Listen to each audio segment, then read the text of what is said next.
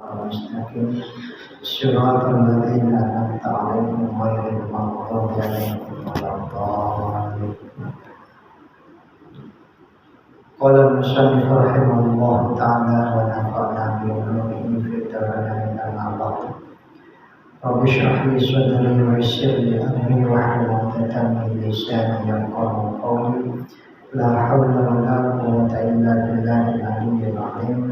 سبحانك لا علم لنا إلا ما علمتنا إنك أنت العليم. Tuan-tuan muslimin muslimat, tuan imam PJK Surau Kausar. Insyaallah pada malam hari ini kita akan teruskan sesi kuliah fiqh dengan tajuk air najis bahagian yang kedua. Pada perjumpaan yang pertama kita telah membicarakan tentang air yang kurang daripada 20 yang terkena daripada najis, dan sama ada najis itu adalah sedikit atau banyak. Dalam mazhab Syafi'i telah diputuskan bahawa air tersebut adalah najis. Tetapi ada beberapa situasi, 7 keadaan yang di mana najis itu kalau jatuh kepada air yang sedikit maka najis itu dimaafkan dan air itu suci, tidak najis. Di antaranya misalnya bangkai binatang yang tidak mengalir, darah itu tidak mengalir, seperti lalat misalnya. Lalat, lipas itu kalau jatuh ke air walaupun sedikit, air itu masih suci, dimaafkan. Dan lain-lain saya terangkan pada sebelumnya. Jadi pada malam hari ini saya kongsikan tentang air yang lebih dari 20 hari. Bismillahirrahmanirrahim. Kita tetap membacakan kitab Kifayatul Akhyar yang ditulis oleh Imam Abi Syuja' mazhab Syafi'i, di mana kitab ini adalah salah satu kitab terpenting di dalam mazhab Syafi'i karena menukil daripada 2 imam utama, yaitu Imam Rafi'i dan Imam Nawawi. Wa amal kasiru, dan adapun air yang banyak, wa huwa kullatani, adalah air yang 20 fasoidan ataupun lebih. Jadi tuan-tuan, seperti telah disebutkan pada sebelumnya bahwa batas air sedikit ataupun banyak itu adalah 20. Kalau di bawah 20 air itu sedikit. Kalau lebih 20 itu air itu banyak.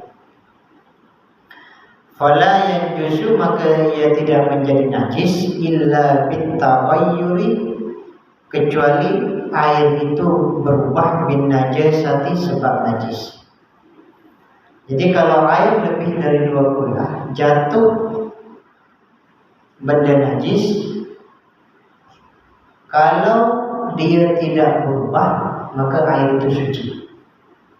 Tetapi kalau dia berubah maka air itu najis.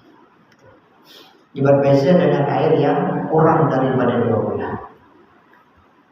Kalau kurang daripada 20, sama ada berubah ataupun tidak, maka hukumnya najis kecuali yang dimaafkan seperti yang disebutkan sebelumnya. Liqaulihi sallallahu alaihi wasallam, seperti mana karena sabda Nabi Muhammad sallallahu alaihi wasallam. Tuan-tuan, 20 ini seperti apa? Saya nak ulang semula seperti sebelumnya bahwa ukuran 20 ini kalau kita pada hari ini adalah lebih kurang bersamaan dengan 27.5 liter air. 7/20. Ataupun kalau ada tempat segi 4, kotak segi 4 itu panjang dengan lebar di sana, maka kedalaman air yang dikira 20 itu adalah sedalam 91.5 meter cm. 91,8 cm. Ini pendapat Imam Wahbah Az-Zuhaili dalam kitab Al-Fiqhul Islami wa Adillatuh, kitab kontemporari bermazhab Syafi'i. Jadi kalau zaman modern ini kebanyakan merujuk kepada beberapa kitab penting dalam mazhab Syafi'i, salah satunya adalah Wahbah Az-Zuhaili. Kalau mengikut guru saya dulu, ayat 20 ini lebih kurang sama dengan baldi yang sederhana itu. Ini itu lebih kurang begitu. Jumlah 20 tersebut. Itulah pembatas air sedikit ataupun banyak. Wal ijma'u liqauli sallallahu alaihi wasallam, karena sabda Nabi Muhammad sallallahu alaihi wasallam, khalaqallahu al-ma'a tahuran, telah menjadikan Allah Subhanahu wa taala al-ma'a kepada air tahuran adalah suci. Jadi asal air itu adalah suci, kecuali ada sebab yang merubah air itu sehingga dia menjadi tidak suci. Sama ada air itu menjadi najis karena kejatuhan najis, ataupun air musyammas karena terkena matahari, ataupun air mustamal, air yang sudah digunakan, ataupun menjadi nama itu tidak menjadi air mutlak lagi, tapi nama itu sudah tukar, seperti air kopi, air apa lagi, air teko, dia tak menjadi air mutlak. Yang itu ada sebab. Tetapi dari sudut asalnya adalah bahwa segala air ini hukumnya adalah suci, kecuali perkara-perkara yang mendatangi selepas tersebut. Wal ijma'u, dan al-ijma' maksudnya benda ini kesepakatan bahwa asal air itu adalah suci. Ijma' munaqadun, yang disahkan ala najasati, atas najisnya air tersebut, bitaghayyuri, sebab berubah.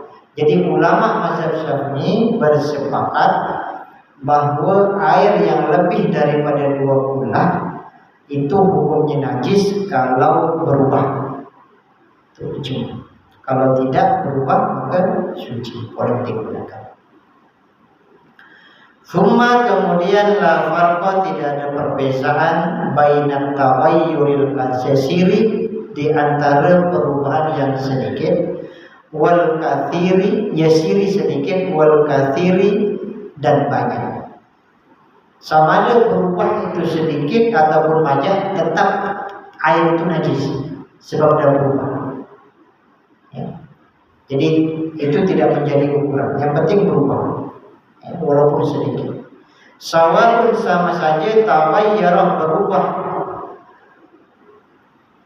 at-ta'mu, rasanya, awil launu, atau warnanya, awil raihatu, ataupun bau. Sama ada yang berubah itu bau, rasa, ataupun warna, maka air itu jadi najis. Salah satu di antara 3 ini. Ya, antara 3 ini. Kalau 2 berubah lagi najis, kalau 3 lagi warna ini najis. Bau, rasa, ataupun warna.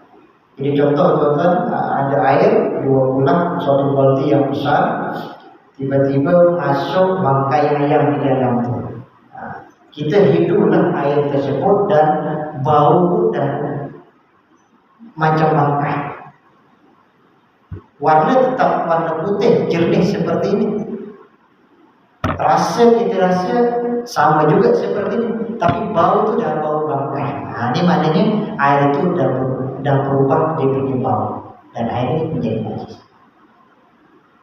Ataupun baunya tidak ada, termasuknya masih bau air, tetapi warna air dah berubah, mungkin jadi hitam, jadi kuning, sebab masuk bangkai, jadi merah karena darah itu misalnya, maka pun najis juga, walaupun yang lain tidak berubah. Ataupun rasa air itu pun dah berubah. Jadi salah satu di antara 3 ini, perubahan yang kena kepada air itu, maka hukumnya menjadi najis, sama ada sedikit ataupun banyak. Macam mana kita nak tahu perubahan itu? Yang tiga, kena menggunakan panca indera. Kalau warna dia berubah, kena betul-betul dilihat dengan mata. Jangan buat perkiraan akan macam-macam dan berubah. Tak boleh begitu. Kena pastikan dengan panca indera kita melihat sendiri. Kalau rasa tu berubah atau tidak, kena kita ambil rasa macam ni, guna lidah. Itu cara membuktikan. Jangan main kira-kira agak-agak, ini agak-agak. Rasa tu dah hilang, dah lain. Tak boleh begitu. Kena betul-betul pasti. Bau pun itu juga, kita betul-betul dekat hidu dengan air itu, betul ke air ini dah bau bangkai? Kena hidu, baru ambil dekatkan dengan hidung kita. Itu cara kita nak mendeteksi bahawa perubahan yang terjadi kepada itu melalui tiga kaedah tadi itu, melalui hidung, lidah ataupun mata kita. Sebab hukum ni perlu kepastian, tidak boleh hukum ni tidak pasti melalui agak-agak dan sebagainya, perkiraan. Wahada, dan ini maksudnya benda perubahan ini, la ikhtilafah, tidak ada perbezaan fihi di dalam benda ini, dalam situasi ini, guna di sini. Jadi ulama mazhab Syafi'i pun bersepakat bahawa perubahan air yang banyak kerana najis, sama ada sedikit ataupun banyak, ataupun salah satunya rasa, bau ataupun warna, mazhab Syafi'i bersepakat bahawa hukumnya adalah najis. Bikhilafi, dengan perbezaan ma, perkara air, ma marroh yang telah dibincangkan, perkara yang lepas, bitfit taghayyuri, di dalam air yang berubah, bitohiri, dengan air yang suci. Tuan-tuan, sebelum ini kita ada buat perbincangan pada bahagian yang ketiga, yaitu air mustakmal. Dan di dalam air mustakmal itu ada salah satu subtopik, yaitu berkaitan dengan air yang berubah dengan benda-benda yang suci. Sekadar mengingat kembali, mungkin ada waktu itu tuan-tuan yang tidak berkelapangan untuk hadir. Jadi kalau ada air suci, seperti air suci, kemudian bercampur dengan benda suci juga, di rambut suci kan, rambut, tisu misalnya suci juga, pasir itu kan suci, batu kan suci itu. Apa hukumnya tuan-tuan? Selama air itu nama dia masih air mutlak, tidak berubah nama itu, maka air itu tetap boleh digunakan untuk bersuci, untuk diminum, untuk mandi dan seterusnya. Ya. Kalau berubah pun, berubah sedikit misalnya karena percampuran benda-benda yang suci, mungkin kita campur air ini dengan batu, banyak sikitlah contoh, sehingga adalah nampak perubahan sedikit itu. Menurut pendapat yang paling sahih di dalam mazhab Syafi'i, air ini tetap suci, walaupun ada perubahan. Sebab perubahan itu benda suci dan namanya masih air mutlak lagi, air mineral lagi, tak berubah nama, tak menjadi air coklat, air teh misalnya, tak berubah, jadi masih air mineral lagi. Jadi masih boleh digunakan.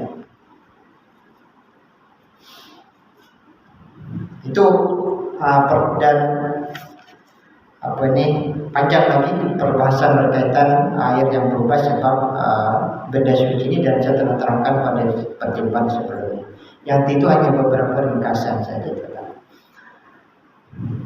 Wasawaun, dan sama saja, kanat an-najasatu, ada najis tersebut, al-mula, yaitu yang berjumpa di ma'i, kepada air, mukhalitatin, bercampur, au mujawiratin, ataupun mengalir sedikit, ya. Gitu. Jadi najis itu yang jatuh dalam air yang banyak itu, sama dia masuk ke dalam contoh baldi itu, baldi yang tinggi besar itu, dia masuk ke dalam bangkai itu, contoh yang najis itu masuk ke dalam, ataupun dia sebenarnya hanya di bahagian tepi atau bahagian sedikit misalnya, mungkin berada di tepi tempat itu, tetapi menyebabkan air itu jadi berubah. Contoh kalau bangkai ayam itu kita letak di tepi di atas, tetapi mungkin darah itu mengalir, buang dan lain-lain itu sehingga menyebabkan mungkin warnanya berubah, baunya mungkin berubah atau rasanya ayam itu maksudnya. Ya, sama ada najis itu masuk ke dalam atau mungkin hanya di sebelah-sebelah. Mujawiratin itu adalah jar itu jiran, maksudnya sebelah-sebelah dia saja, tidak masuk ke dalam, tetapi hanya berada di tepi-tepi tempat kotak. Tapi kalau dia menyebabkan air yang banyak itu berubah salah satu 3 sifat ini, air itu tetap dihukumi najis. Ya. Ini pendapat yang kuat. Tetapi ada pendapat yang tidak kuat, yang lemah. Wa fi wajhin syadzin, dalam pendapat yang syadz, yang syadz ini maksudnya jarang digunakan. Maksudnya lemah. Annan najasatal mujawwirata, sesungguhnya najis yang berada di tepi-tepi tadi ini. Begitu dengan kalau air sedikit, tapi ini contoh saja. Katakanlah ini air dan ini air yang banyak. Bangkai itu berada di tepi-tepi sini, tidak masuk ke dalam. Menurut pendapat yang lemah dalam mazhab Syafi'i, air ini tetap suci, walaupun air itu sudah berubah rasa, warna ataupun bau. Ini pendapat yang lemah. Tetapi pendapat yang kuat, air ini tetap najis, sebab sudah berubah. Karena najis yang letakkan di tepi-tepinya. Coba kita ambil pendapat yang paling kuat. Ihtaroza bihi, ihtaroza terlindung bihi. Walaupun begitu teman-teman, ada suatu keadaan di mana perubahan itu dimaafkan. Apa dia? Amma dari sesuatu lautaroha, andaikan rohun itu udara ataupun bau.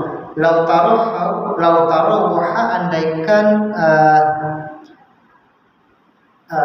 air itu taruhal ma'u, andaikan air itu warna bau dia berubah, ya. Biji fatin, dengan sesuatu yang bau yang busuk, mulaqatin, atas yang berjumpa, mulaqatin yang berjumpa, ala syattil ma, atas tepi air, fa innahu la yanjusu, air itu tidak menjadi najis. Kenapa? Li'adamil mulaqati, karena tidak ada pertemuan. Kalau ada case misalnya ini kotak dan air itu banyak, lepas itu di tepi nih ya, kita letak macam ini lah teman-teman. Biasanya ini contohnya air, tapi ini air banyak, ini case air yang banyak. Lepas itu kita letaklah bangkai kat sebelah sini. Bangkai itu kan bau. Tapi kalau mungkin sebab bangkai ini dah lama letak atau mungkin busuk sangat, sehingga dia makan air pun jadi tergelak busuk juga. Air dalam. Sebab bangkai yang berada di tepi ini pun jadi busuk juga. Mungkin karena terbawa oleh angin. Maka hukumnya yang seperti ini dimaafkan. Tidak najis. Sebab dia berada di tepi saja. Tapi kalau letak di atas nih, tepi atas nih, dia najis. Seperti yang kita bincang tadi. Tapi kalau letak di luar, di tepi-tepi sini atau jauh sedikit ke, najis tuh, bangkai ayam tuh, angin bawa hari-hari, jadi air itu jadi busuk juga, busuk jadi bangkai, maka hukumnya dimaafkan. Ya. Ini pengecualian.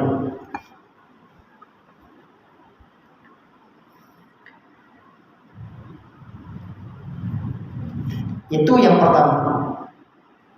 Pengecualian yang kedua, ihtaroza, berbeza bihi amma dari sesuatu, idza lam yataghayyar al-ma'ul kathiru bin najasati, apabila lam yataghayyar, tidak berubah, al-ma'ul kathiru, air yang banyak itu, bin najasati, dengan najis. Jadi mesti berubah. Air yang banyak lebih 2 bulan ini mesti berubah. Kalau tidak berubah, banyak macam mana pun air najis kat dalam tu, ya, banyak macam mana pun bangkai yang ada dalam air itu, kalau tidak berubah, sama ada sifat warna ataupun bau, airnya tetap suci. banyak macam mana pun, ya, asalkan lebih dari 2 bulan.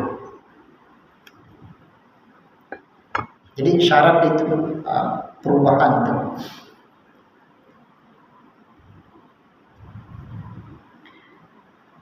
Ada juga situasi yang ketiga di mana air ini juga tidak najis. Waqat takunu, dan kadang-kadang ada najis itu qalilatan adalah sedikit, wa tastahliku, dan hancur fil ma'i di dalam air, fa innahu, maka sesungguhnya air itu la yajuzu, tidak najis. Ini yang ketiga. Air banyak, ada najis sedikit. Contoh apa ya? Najis yang sedikit. Mungkin tai ayam itu sedikit, mungkin tai lembu, atau mungkin tanah yang sudah dipijak-pijak jadi najis sedikit masuk ke dalam air ini, dan najis itu sudah hancur di dalam air, hancur, ya, maka air itu tidak najis, tetap suci, ya, asalkan najis itu sedikit dan najis itu sudah hancur berada di dalam air. Gitu ya. Gitu juga teman-teman perbincangan yang sebelumnya. Air yang suci berubah karena benda yang suci, karena sukar untuk dilepaskan. Seperti misalnya kalau ada air bertakung di luar, air hujan jatuh bertakung di bawah pokok atau di mana-mana tempat, campur dengan tanah, kan kadang-kadang air itu berubah jadi coklat sedikit, hitam sedikit. Mengikut pendapat mazhab Syafi'i, air itu suci walaupun dia berubah. Sebab perubahan itu karena benda suci dan sukar untuk dielakkan. Yang ini pula bercampur dengan benda najis dan najis telah hancur di dalam air itu, maka air itu tetap suci. Wa yustamanu, dan digunakan, kalau dah suci macam mana teman-teman? Wa yustamanu, dan digunakan jami'ul ma'i, ke semua air tadi itu, ala madhab sahih, menurut madhab Imam Syafi'i as-sahih, yang paling sahih, yang paling betul. Jadi kita belajar kitab Kifayatul Ahya ini sebab kita diberi pendedahan mana pendapat yang paling kuat di dalam mazhab Syafi'i. Kalau tuan-tuan belajar kitab fiqh dalam mazhab Syafi'i, kadang-kadang pendapat A, B, C, dan tidak tahu mana yang paling kuat. Jadi menunjukkan kita kadang pening mana kita nak pilih.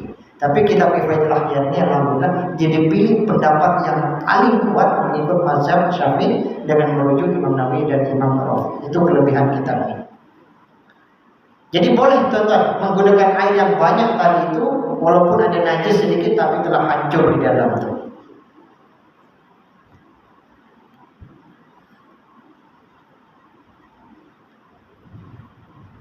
Walau waqa'a, andaikan jatuh fil ma'il katsiri, di dalam air yang banyak. Apa yang jatuh? Najasatun, apa najis, tuwafiquhu, yang menyamai najis itu hu kepada air, fi sifatihi, di dalam sifatnya. Ada najis jatuh kepada air tapi sifat najis itu sama dengan air. Seperti apa? Kabaulin, seperti kencing, mungqati'ir raihati, yang terputus rohiyati, bau dia. Tuan-tuan kalau kencing ini kan bau kan, kebanyakan bau kencing. Tapi adalah satu kes nih, kencing itu tak ada bau, warna sama putih dengan jernih macam air mineral, bau tidak ada. Mungkin dia dah cuba dulu ke cawan ni, dia cium tak ada bau langsung. Sama ni tengok, ini air kencing, ini air mineral. Air mineral banyaklah, lebih 20. Lepas tu tuan-tuan dituang. Apa hukumnya? Najis tapi bau tak ada kencing. Sama sifat warna. Okey. Apa hukumnya? Fa inna, maka sesungguhnya kami mazhab Syafi'i, nuqaddiruhu, mengira-ngirakan alama atas sesuatu, taqaddama yang telah lepas fit tahirati di dalam air yang suci bercampur dengan benda yang suci. Jadi hukumnya sebenarnya kita dah bincang tuan dalam bab yang sebelum ni. Jadi saya ulang semula. Kalau ada kes yang seperti itu tuan-tuan, maka kena kita agak-agak kira-kira, agak-agak mana lebih banyak. Kalau air mineral ni banyak, najis ini sedikit saja dan nampak macam tak ada perubahan langsung, maka hukumnya air suci. Tapi kalau nampak macam kencing, air kencing tadi itu walaupun tak ada bau, nampak mempengaruhi bentuk air ke, mungkin sifat air ke, dan ya sebab kencing ni ada tidak sama dengan air mineral, dia mengandungi beberapa bahan, dan bahan tu mungkin telah mempengaruhi bentuk air itu sehingga macam bukan lagi air mineral yang original. Yang tu maknanya air itu telah menjadi najis. Jadi kita agak-agak begitu tu. Ya.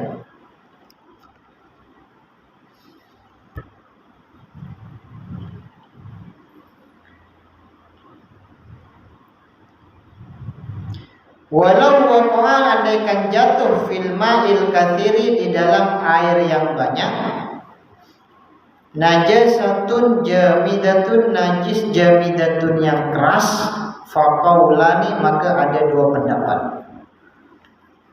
Al-adhar, pendapat yang paling kuat,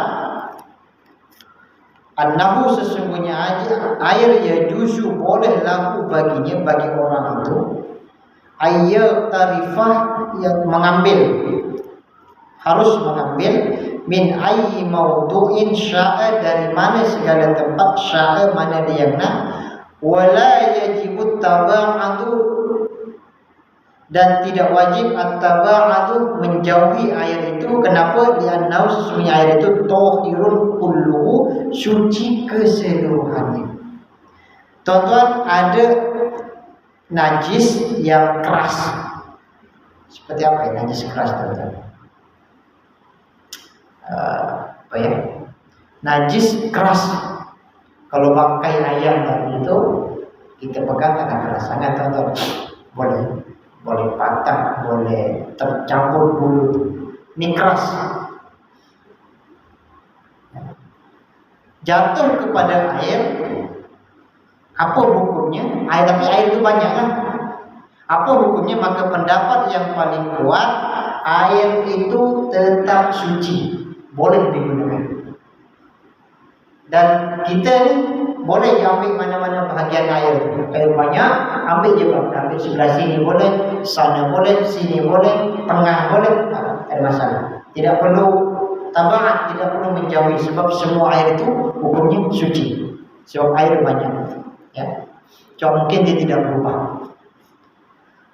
Ini pendapat yang paling kuat. Wal qaulul akhar, manakala pendapat yang lain, annahu sesungguhnya air itu, sesungguhnya dia seseorang, yataba'atu, ialah menjauhi anin najasati, daripada najis tersebut, qadra qullataini, sekadar 2 kulah. Ini pendapat yang lain tuan-tuan. Kalau air banyak, contoh seperti lebar meja depan saya ni, sampai sini, sampai sini, sampai sini, air kotak tu panjang tuan-tuan ya, tinggi macam ni, penuh, confirm tidak lebih daripada 2 kulah, jatuh najis yang keras.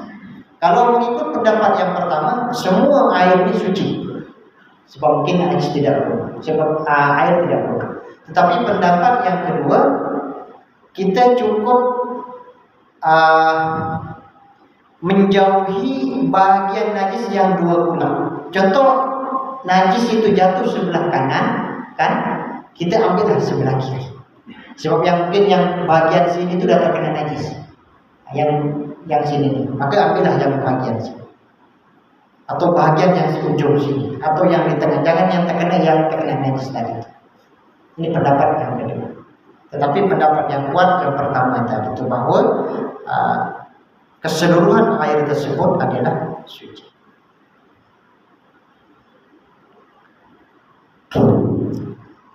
Walau taghayyara,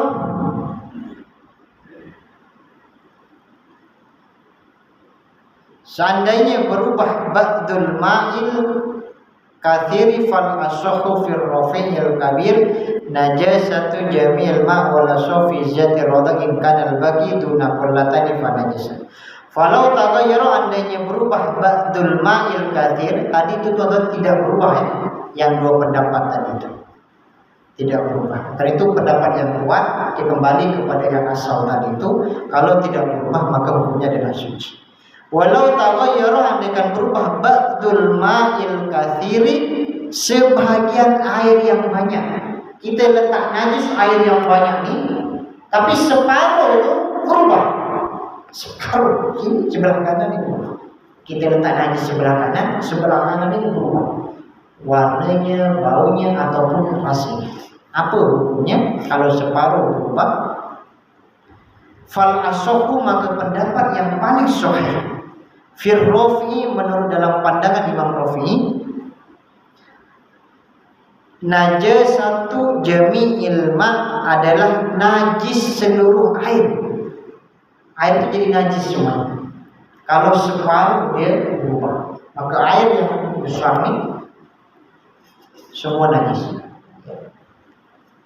Walaupun sini nih tidak berubah, sama sebelah sini nih. Warnanya, baunya, rasanya sama aja teman-teman. Sama yang original. Tapi mengikut Imam Rafi'i, dia tetap najis keseluruhan.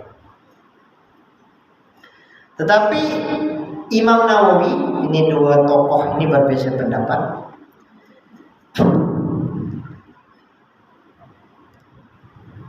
Wal asahhu, adapun dan yang paling sahih fi ziyadatir Rawdah, dalam kitab Rawdah Imam Nawawi, tadi Imam Rafi'i. Ke dalam mazhab Syafi'i tuan-tuan, pendapat yang paling kuat itu kalau disetujui oleh Imam Rafi'i dan Imam Nawawi. Kalau salah satu berbeza pendapat, Imam Nawawi dan Imam Rafi'i berbeza pendapat, majoriti ulama suruh memilih pendapat pandangan Imam Nawawi, baru pendapat Imam Nawawi daripada Imam Rafi'i. Tadi Imam Rafi'i mengatakan bahwa air tersebut adalah najis keseluruhannya, manakala menurut pendapat Imam Nawawi, ingkan al-baqi, jika ada al-baqi, air yang baki itu yang tidak najis separuh berubah. Air sebelah sini najis, berubah bau, warna atau rasa, sebelah sini pula tidak berubah. Jika yang tidak berubah ini adalah dunal kullataini, kurang daripada dua kulat, fanajasa, maka air itu menjadi najis. Itu pendapat Imam Nawawi. Kalau yang sebelah sini ini kurang daripada dua kulat, maka air ini jadi najis juga. Tapi kalau yang sebelah sini ini lebih daripada dua kulat, maka fatohara, maka dia suci. Jadi kita kena kira sendiri lah tuan-tuan. Separuh najis sebab letak bangkai di sini, tapi sebelah sini tidak berubah. Jadi kalau pendapat Imam Nawawi, ikut cukup tak dua bulan. Kalau tak cukup, kembali kepada hukum asal dan campur najis, walaupun tidak ada bau rasa tetap najis. Tapi kalau dah lebih dua bulan, selama tidak berubah juga, maka hukumnya adalah suci.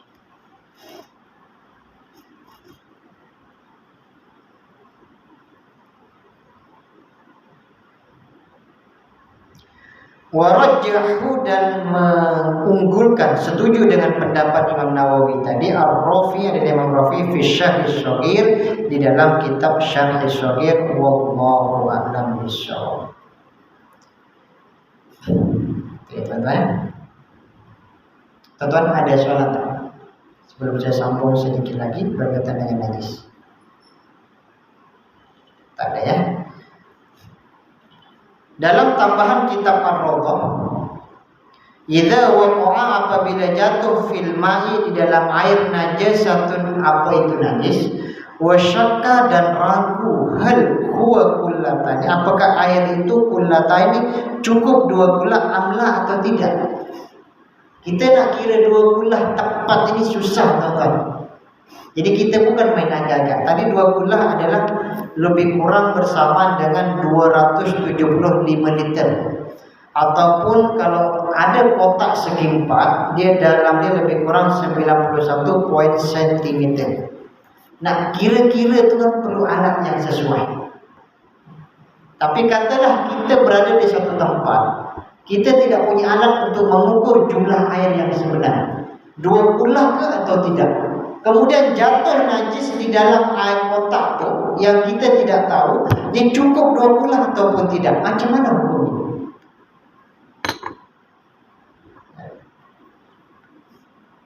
Falladhi, maka yang sesuatu jazmah yang memastikan bihi al-Mawardi, Imam Mawardi ini salah satu dalam tokoh dalam mazhab Syafi'i juga, wa ghairuhu, dan selain daripada Imam Mawardi, apa dikata?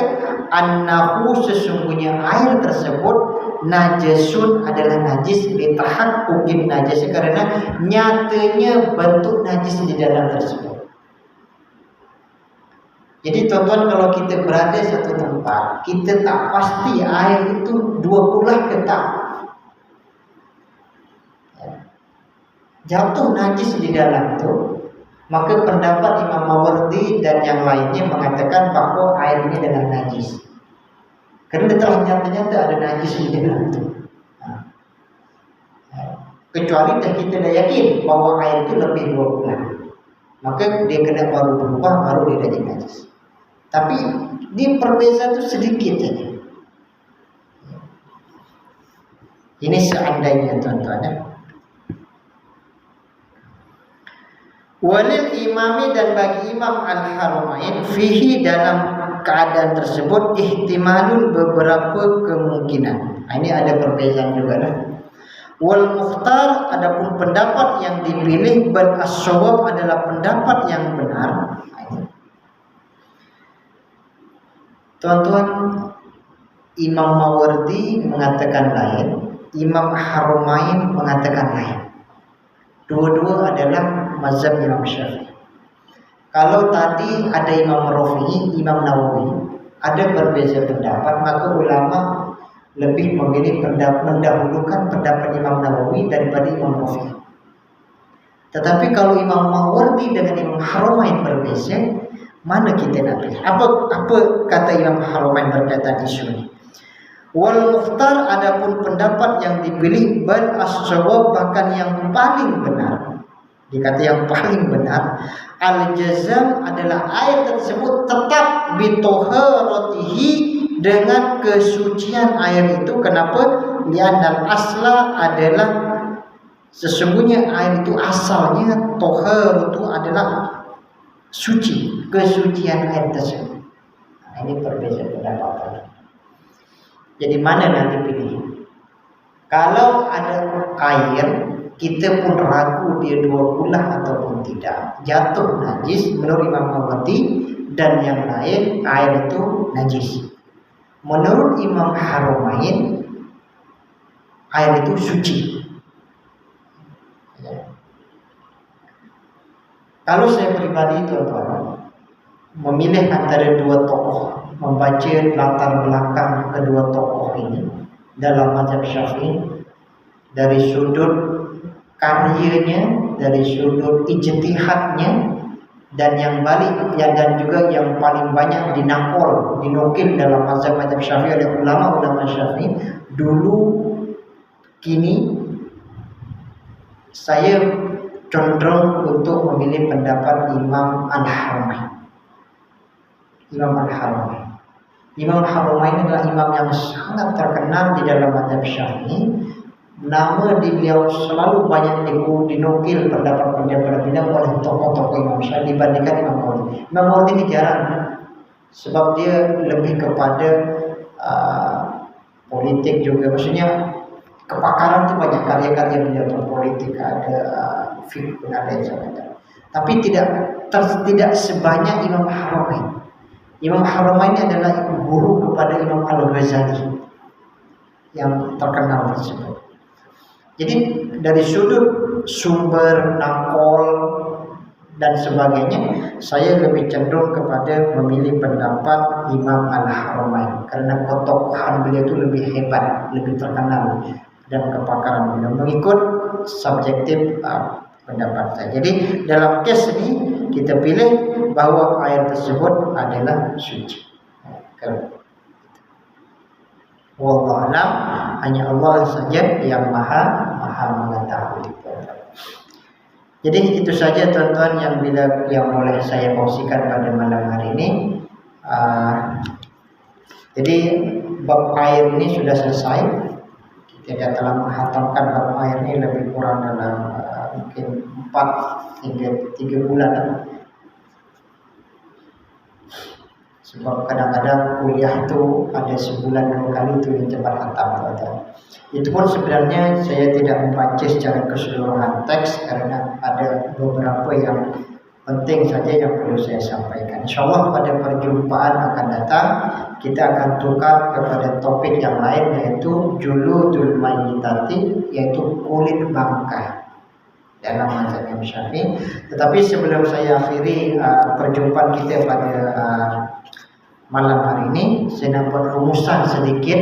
Mungkin ada yang tidak sempat hadir pada perjumpaan sebelum itu berkaitan topik ini. Jadi saya nak buat ringkasan. Pertama, bahwa air yang suci di dalam mazhab Syafi'i itu ada 7, yaitu air laut, air hujan, air sungai, air perigi, air mata air salji, dan air embun. Dan air ini dalam mazhab Syafi'i dibagi kepada 4. Pertama adalah air mutlak. Air mutlak seperti ini. Air mutlak itu air yang 7 tadi itulah. Kemudian yang kedua adalah air musyammas, air yang terkena matahari. Dalam mazhab Imam Syafi'i, air musyammas ini adalah hukumnya makruh sebab terkena matahari. Sebab kalau air terkena matahari, dia ada kesan kepada kesehatan gitu, kepada kulit, penyakit kulit. Itu sebabnya. Tapi kemakruhan itu kena ada 2 sebab. Pertama, mesti air itu diletakkan di wadah yang khusus seperti tembaga, besi, timah, itu saja. Yang lain kalau baldi itu tidak makruh. Kenapa tuan-tuan? Sebab kalau air diletakkan ke 3 tempat ini, tembaga, besi, dan timah itu, dan terkena panas matahari, dia air ada kesan air itu memantul ke bahagian permukaan. Saya tak boleh elaborate secara panjang. Dan kesan pemantulan daripada panas daripada besi itu, air tadi, menyebabkan itu berpengaruh kepada kulit kita.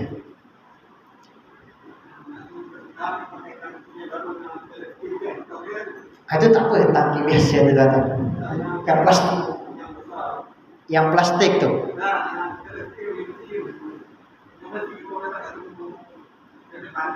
Nah, itu yang besi itu. Itu baru satu.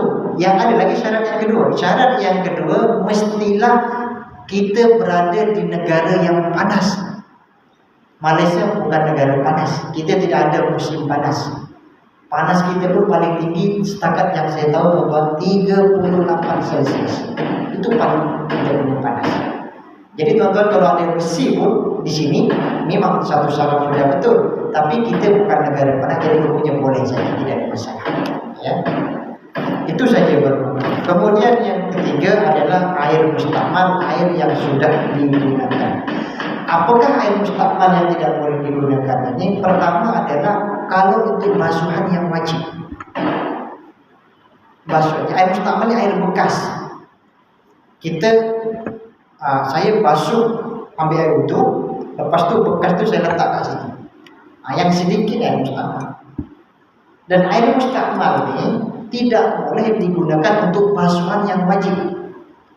Basuhan yang wajib misalnya basuh tangan, yang basuhan yang pertama. Kita basuh guna air mustakmal yang pertama, itu tak boleh. Tapi kalau kita guna air mustakmal untuk basuhan yang kedua dan yang ketiga, tak apa, boleh. Yang wajib dia tidak boleh.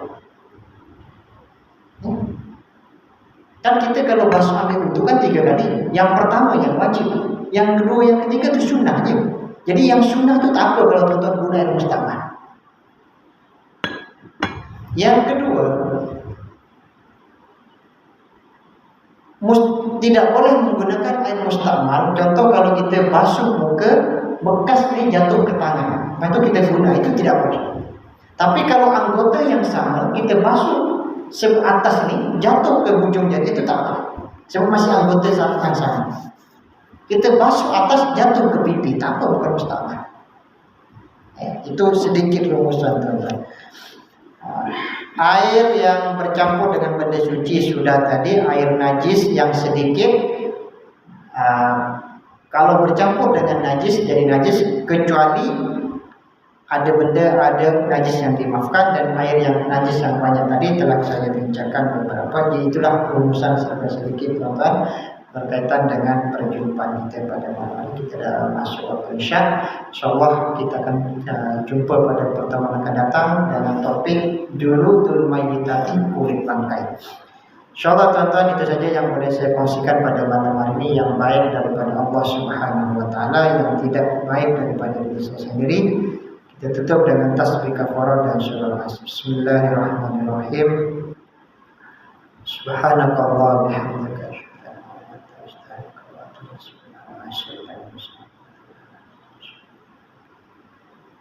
ihdinas siratal mustaqim wallahul muwaffiq ila aqwamit thoriq. Assalamualaikum warahmatullahi wabarakatuh.